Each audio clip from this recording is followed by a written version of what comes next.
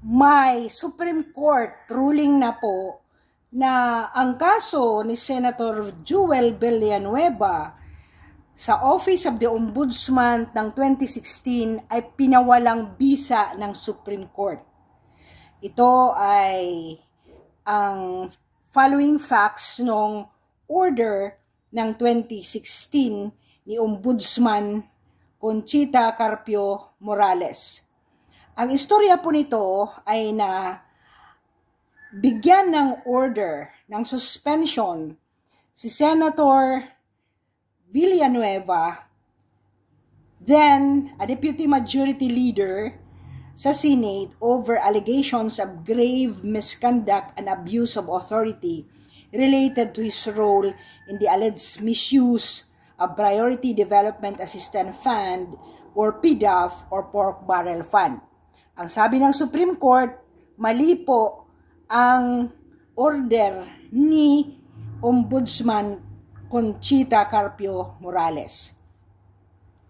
Ang kaso po ni Senator Villanueva ay ang pag-akusa sa kanya na dinivert po niya ang PDAF funds meant for project in his district to NGOs linked to him and allegedly to his family.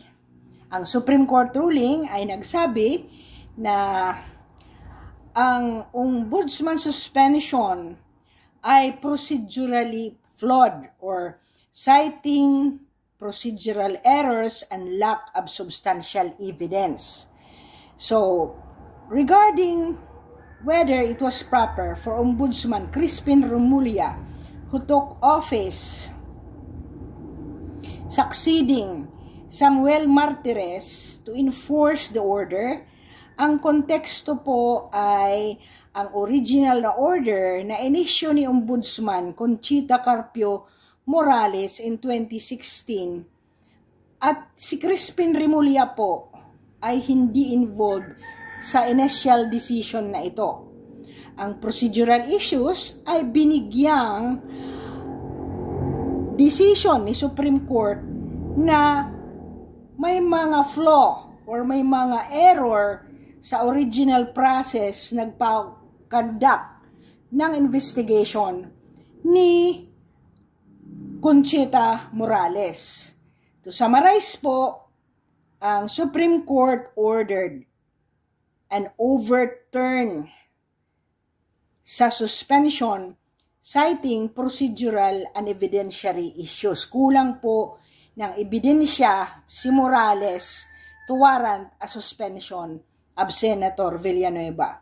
Ombudsman Remulla wasn't directly involved as he took office only this year.